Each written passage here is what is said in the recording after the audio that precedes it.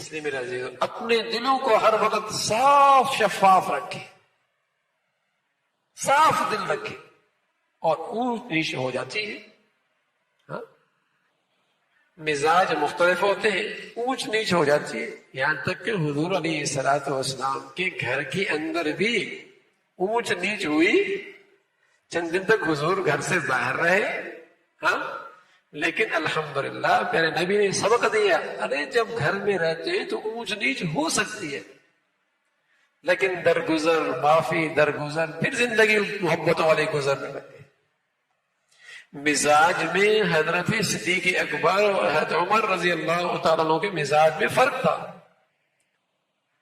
ہاں دو چند مرتبہ طبیعت کے اندر فرق بھی آیا، لیکن اللہ کا خوف غالب تھا، آخرت کی فکر غالب تھی، نبی کی تعلیمات آنکھوں کے سامنے تھی. حضرت عمر ناراض ہوئے، پیچھے پیچھے صدیق اکبر معافی مانگنے کے لیے. گھر میں جا کر جب عمر نے دروازہ بند کر دیا تو صدیق مایوسی کے ساتھ واپس آیا. حضرت عمر رضی اللہ تعالیٰ کو خیال ہوا کہ صدیق ناراض ہوگا تو میرا کیا بنے گا. وہ پیچھے دوڑ پڑے، کبھی یہ پیچھے معافی کے لیے دوڑ رہے ہیں، کبھی وہ پیچھے دوڑ رہے ہیں. حضور علیہ الصلوۃ والسلام کی خدمت میں کیا اللہ کے صدیق فرما رہا ہے کہ عمر مجھ سے ناراض ہو گیا. حضرت عمر فرما رہے ہیں اللہ کے رسول صدیق مجھ سے ناراض ہو گیا، ان کے بولو مجھ سے راضی ہو جائے. سبحان اللہ. تو اونچ نیچ ہو جائے گی، گھر کے اندر بچپنے آواز آ جائے گی، لیکن اللہ کا خوف ہے تو یہ اس کا تو تعلق رہ نہیں سکتا. یہ نفرتیں رہ نہیں سکتی، یہ رنجشیں رہ نہیں سکتی. کشیدگی ختم ہو جائے گی، رنجشیں ختم ہو جائیں گی اگر اللہ کا خوف ہو کہ رب کی رحمت روٹ جائے گی، ایمان کا نور نصیب نہیں ہوگا. جتنے بھی تہجد پڑھتے رہے، تسبیحات پڑھتے رہے، تلاوتیں کرتے رہے، لیکن دلوں کے اندر کینہ اور بغض بھرا پڑا ہے تو کوئی نور نہیں ملنا، کوئی نور نہیں ملنا. اس لیے میرا عزیزو اللہ کے لیے ایک دوسرے کو درگزر کر دیا کرے، واعفو عنہم، معاف کر دو. یہ کم از کم آخری درجہ ہے معاف کرنے کا، ورنہ اچھا تو یہ ہے کہ اس کے ساتھ خیر خائی کا معاملہ کرے. اس لیے لکھا ہے کہ اگر کسی کا نقصان ہو اور دل کے اندر خوشی پیدا ہو کہ اچھا ہوا اس کا نقصان ہوا، دل کے اندر خوشی پیدا ہوتا ہے، یہ اچھا ہوا اس کا نقصان ہو گیا. اگر اس خوشی کو پسند کر رہا تو یہ دل کو سیاہ کر رہا ہے. اور کسی کے نقصان پر دل میں خوشی تو پیدا ہوئی، لیکن یہ خوشی کیوں پیدا ہوئی یہ پسند نہیں کر رہا، یہ پتہ نہیں کیوں خوشی ہو رہی ہے اس کے نقصان پر، پسند نہیں کر رہا، لیکن پھر بھی دل خوش ہو رہا ہے اچھا وہ نقصان ہوا. لیکن اس طرز عمل کو پسند نہیں کر رہا، لیکن چونکہ یہ غیر اختیاری ہے پھر بھی دل خوش ہو رہا ہے تو گناہ نہیں ہے.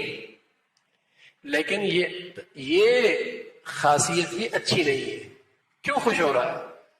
تو اس کا علاج یہ بتایا کہ جس کے نقصان پر تمہیں خوشی آ رہی ہے اور وہ خوشی بغیر اختیار کے ہے، گناہ تو نہیں ہے لیکن یہ کیفیت اچھی بھی نہیں ہے.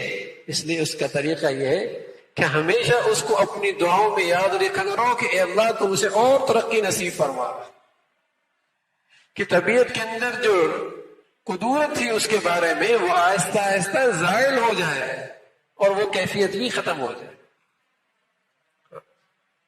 اس کی تعریف کرو لوگوں کے سامنے، اس کی اچھائیاں بیان کرو، تو اس سے انشاءاللہ یہ کیفیت بھی ختم ہو جائے. تو میرے دوستو ہماری زندگی ایسی ہو کہ سب سے صلہ جوئی ہو، محبتوں والی ہو، پیار والی ہو. اس لیے کہ ہم اپنے عیب تو نہیں دیکھتے، دوسروں کے عیب خوردبین لگا کر دیکھتے ہیں. خوردبین، چھوٹے سے چھوٹا بھی، بیوی دیکھ رہی ہوتی میاں کیا کر رہا ہے، میاں بھی اس کے چھوٹے چھوٹے قصور دیکھ رہا ہوتا ہے. تو میرے دوستوں خوردبین لگا کر زندگی دیکھی جائے گی تو پھر زندگی تھوڑی بنا کرتی ہے. زندگی تو بنتی ہے اس کی خوبیاں دیکھ کر، مثبت سوچ رکھ کے، اچھائیاں دیکھ کر. ارے کچھ نہ کچھ کمزوری تو سبھی کے اندر ہوتی ہے، کون ایسا ہے جو ہر قسم کی کمزوریوں سے پاک ہے؟ اگر جو زندگی گزارنے لگو گے تو گھر کبھی آباد نہیں ہوں گے. ہاں اپنے کمزوریاں خوردبین لگا کے دیکھو، یہ ترقی کی علامت ہے، یہ بڑائی کی بات ہے. دوسروں کی زندگیاں مثبت انداز میں دیکھو، اچھائیاں دیکھو کہ جو اب تک کر رہا. تو یہ انداز ہے میرے دوستو گھروں کو آباد کرنے کا.